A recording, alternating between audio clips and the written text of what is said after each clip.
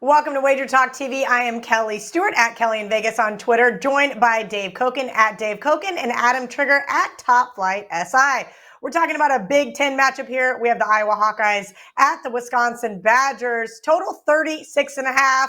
Boy, does this one look like one of those dead under games. Our producer Joe said before we started this video, whoever scores first wins.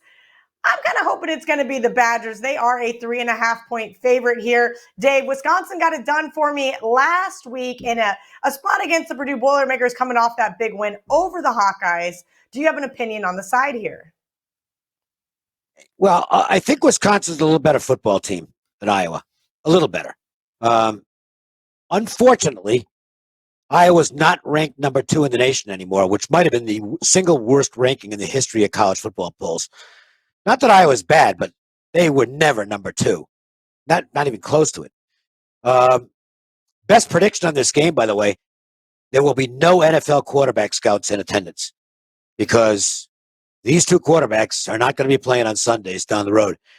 And there's my real problem with Iowa, is if they fall behind, I don't know how they catch up. They've got to run the ball to be successful because the QB just can't play. And you can't run on Wisconsin.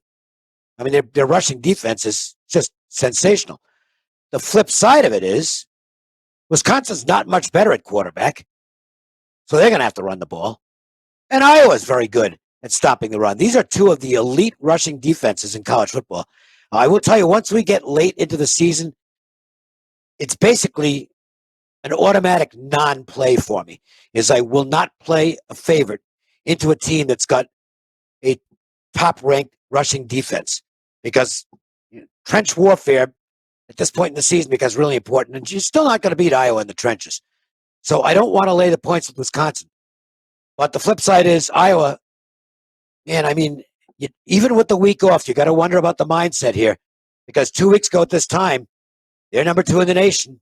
Now, I might not have ever thought they were number 2, and nobody watching this show thought they were number 2. But I'll bet you they thought they were. I'll bet you they were really excited about, hey, we keep winning, we're going to be in the playoffs at the end of the year. That's gone now. Hey, they're not going to make the playoffs. And maybe the week off helps get them back on track, but I can't count on it. I don't like playing teams off their first loss of the season late in the year. So I'll lean to Wisconsin here, but I really can't play it. I think there's better opportunities out there. I do lean Wisconsin as well in this one. Adam, Dave made a really good point about maybe Iowa loses that Purdue game twice, even though they did have a bye week. Our good friend Marco D'Angelo calls those soul crusher games. And while, again, they weren't number 2 in power ratings, they definitely thought they had their eyes on the college football playoff. Your thoughts on this Big Ten, just gut-wrenching, slow-paced, it's going to be one of those knockout, drag-out type games. Well, Kelly, I'll start with this. It's one of those games we've talked about a bunch in the past where you've got an unranked team laying points to a ranked team. And like Dave said, Iowa was never the number 2 team in the country.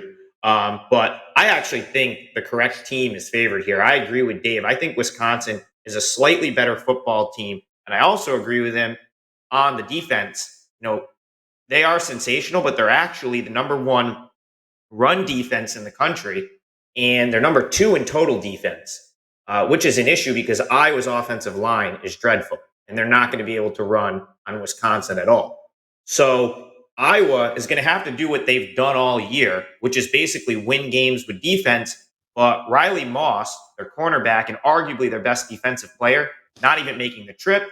And Deontay Craig, one of their starting defensive linemen, is doubtful. That's potentially 2 starters on the defense that they'll be without here. Go back 3 weeks, Iowa probably should have lost to Penn State. If Sean Clifford doesn't get hurt in that game, I really think Penn State ends up winning. And then obviously the following week, just a disaster against Purdue, scored 7 points, and they couldn't do anything. I've been saying all year this Iowa offense, Iowa's been winning games based on basically creating a turnover, turning it into points. Now, Wisconsin turns it over, but I have to imagine that the entire week of practice for Wisconsin the focus has been just don't turn the ball over. If Wisconsin doesn't turn it over, I don't see any way Iowa can win. But they do turn it over quite a bit, and that may be what keeps me off here. I definitely do lean Wisconsin to win this game. Couple of promos before we end this video. Dave has a 5% play up for college football this Saturday. He is 17-4 in college and NFL and 28-10 overall in 5% plays since October of 2019. So head over to WagerTalk.com and snag that 5% play from Dave.